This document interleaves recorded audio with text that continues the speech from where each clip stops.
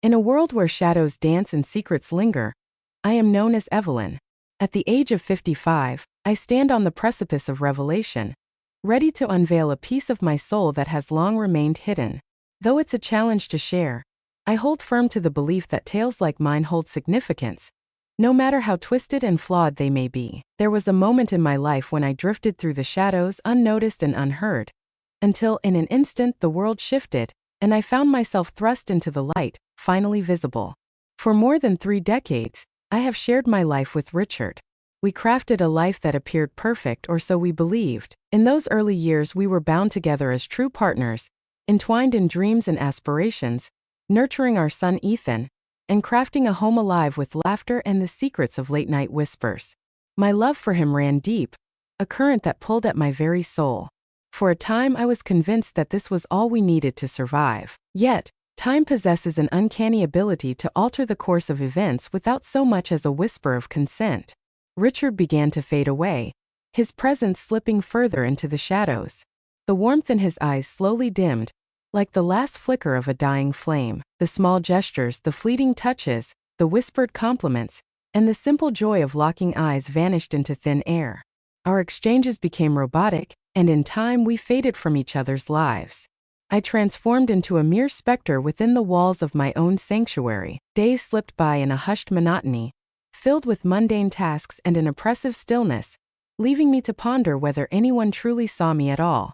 Ethan, our sole beacon, had forever illuminated my world. His energy, his fervor for life, anchored me in a world that often felt chaotic. At first, I barely noticed when my best friend Lucas began to show up more frequently. At just 23, Lucas brimmed with vitality and dreams, his demeanor a blend of unwavering respect and genuine politeness. Yet, as the days passed, an unsettling shift crept into the way his gaze lingered on me. Neither inappropriate nor forward, simply there. His gaze locked onto mine. It had been an eternity since anyone had dared to. One fateful weekend, Richard and Ethan embarked on a thrilling journey together. As dusk settled over the horizon, Lucas arrived, a shadowy figure against the fading light, clutching the item Ethan had unwittingly abandoned. I welcomed him inside, the warmth of his presence a comforting balm against the solitude. What began as casual banter unexpectedly transformed into one of the most raw and heartfelt conversations I had experienced in years. I confided in him about the crushing weight of solitude. In a crowded room, laughter and chatter swirled around like a tempest, yet I stood at the center, a ghost among the living. Faces danced in vibrant hues, but none turned my way. The warmth of their presence was a stark contrast to the chill that wrapped around me, a shroud of solitude. I was a mere shadow watching the world unfold, yearning to be seen, yet trapped in a silence that echoed louder than the noise surrounding me. In the shadows of memory, a haunting ache lingers, a deep, unrelenting sorrow that whispers of being forgotten. He absorbed every word, truly absorbing, with a serene understanding that caught me off guard. He listened intently, never cutting me off, never belittling my words. In his gaze there was an absence of judgment, replaced instead by a profound kindness that enveloped those around him. That night transformed me in ways I could never have anticipated. Lucas remained sprawled on the couch, a silent figure in the dim light, while I retreated to my room. Yet sleep eluded me as I lay there, wide-eyed and restless, my mind a whirlwind of thoughts swirling endlessly against the stark white of the ceiling above. His words ignited a fire within me, awakening a part of my soul that I had desperately tried to bury. There was no love to be found here. Not longing, just the sensation of being cherished, of truly being understood. The next morning he emerged from the shadows of the hallway, his presence filling the kitchen as I busied myself with breakfast. With a warm smile that seemed to light up the room, he greeted me. "Good morning, Evelyn." The aroma wafted through the air, captivating and intoxicating, drawing everyone closer with its irresistible allure. A smile crept across my face, and my heart danced with a flutter I hadn't experienced in years. In the days that followed, Lucas began to appear with increasing regularity. He was aware of my solitude, and maybe he could feel the weight of my unspoken need for companionship. In the stillness of the garden we found solace in each other's company, sipping tea as the sun dipped low. Our conversations flowed like a gentle stream, punctuated by laughter that hung in the air, a melody that wrapped around us, binding us in those fleeting moments of connection. In those hushed hours, the space that separated us began to shrink, drawing us closer into an unspoken connection. As the sun began its descent, casting a warm glow across the horizon, we found ourselves nestled in the backyard, lost in the moment together. Lucas turned to me, his voice barely above a whisper. "You know I'm really drawn to you, don't you?" Words eluded me, hanging in the air like a fragile thread waiting to snap. My breath hitched in my throat. My gaze drifted, caught in a whirlwind of uncertainty about what was right or fitting in that moment. But then he softly took my hand, his gaze steady, and said, "You're an incredible woman. You are worthy of experiencing that sensation." In that instant, a fissure cracked wide within me, a hidden dam long forgotten, suddenly crumbled beneath the weight of time. I held my ground, refusing to let go. I refrained from scolding myself over notions of right and wrong. I found myself in a rare moment of emotional clarity, sitting still as I embraced the depths of my feelings. What blossomed between us was fragile yet profound, forged not from fleeting desires, but from a profound understanding. Lucas was a reflection of a part of me I believed had faded away, full of life, powerful, deserving of the spotlight. He never attempted to mend my broken pieces. He lingered beside me, an unwavering presence in the moment. Yet, this deep emotional connection carried a heavy burden. Guilt often clawed at my heart, a relentless whisper that echoed in the shadows of my mind. Memories of Richard flooded my mind, the echoes of our marriage and the vows we once exchanged lingering like shadows in the corners of my heart. My mind drifted to Ethan, a storm of emotions brewing as I imagined the moment he might uncover the truth about my deepening bond with his friend. The shadows of my thoughts lingered, yet they could not extinguish the flicker of realization igniting within me, a profound awakening to my own worth. On a sun-drenched afternoon, Lucas and I embarked on a journey to a quaint beach town nestled just beyond the city's edge. We strolled barefoot across the warm sand, the wind embracing us like a whispered secret, drawing us deeper into the moment. The ocean unfurled before us, an endless expanse, both daunting and inviting. Lucas leaned closer, his voice barely above a breath. "When I'm with you, nothing else matters." In that moment, tears streamed down my face, not from sorrow, but from an overwhelming sense of relief. It struck me then, a profound truth. I hadn't experienced that deep sense of emotional safety in what felt like an eternity.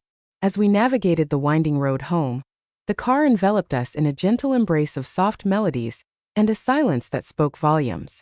I gazed out the window, a peculiar serenity unfurling within me, like a flower awakening to the dawn. Lucas shot me a look, his eyes sparkling with excitement. "Today was truly amazing, Evelyn," he declared, his voice brimming with enthusiasm. And so it was. Not due to any grand gestures or dramatic events. It was the sheer thrill of feeling truly alive. He suddenly veered the car to the side, coming to a halt beside a serene, shadowy grove. Without a word, he extended his hand toward mine once more, a silent invitation that hung in the air between us. I surrendered to him. In that profound silence, an unspoken understanding enveloped us, binding our souls in a way words could never capture. In that moment, time stood still. There was an unhurried intimacy, a sacred space where boundaries faded away, replaced by a profound respect and a connection so deep that mere words could never do it justice.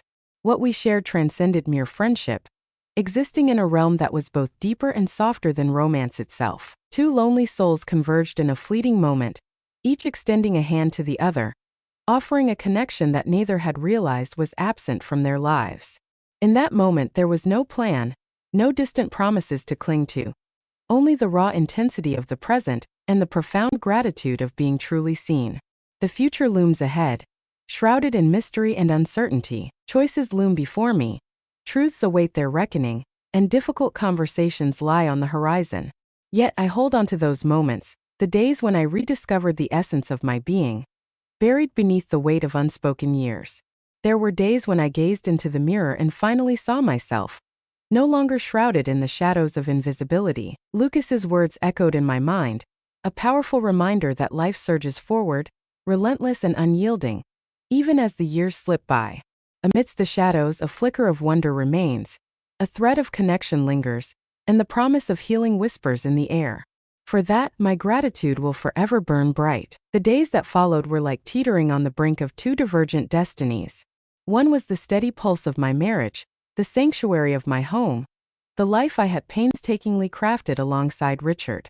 A quiet, unexpected sense of renewal washed over me, igniting a flame in a place I believed had long since turned to ash. Lucas moved through the world with quiet grace, never encroaching on territory that wasn't his. He never forced his presence, nor did he make demands that would disrupt the delicate balance around him. Instead, he arrived with a tenderness that stirred memories I thought had long faded away. He would occasionally drop by, his presence a fleeting shadow, just to check on my well-being. As the late afternoon sun bathed us in warmth, we would gather with our cups of tea, lost in conversation that danced between the profound and the trivial. We shared our favorite books, painted vivid pictures of far-off places we longed to explore, and confronted the bittersweet pang of aging, questioning our place in a world that seemed to shift beneath our feet.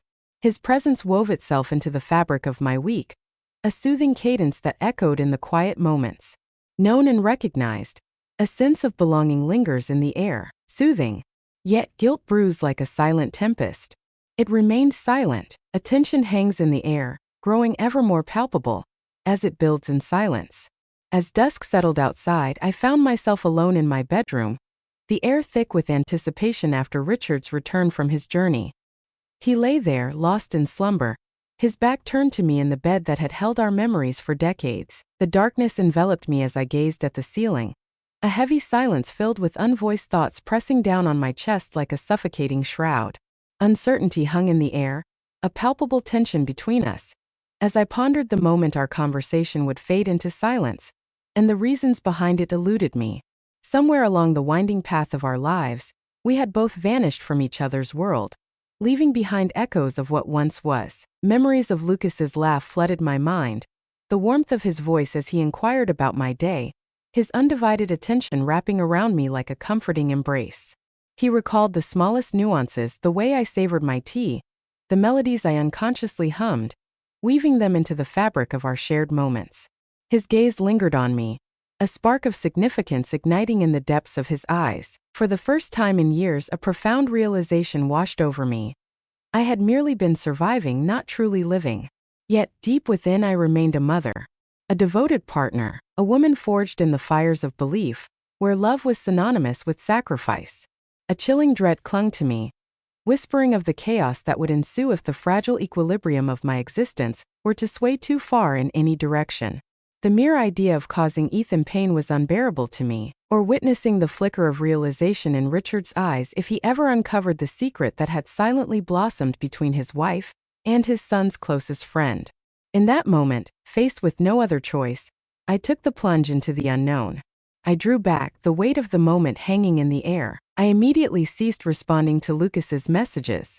I allowed the silence to linger, stretching it taut between his infrequent visits.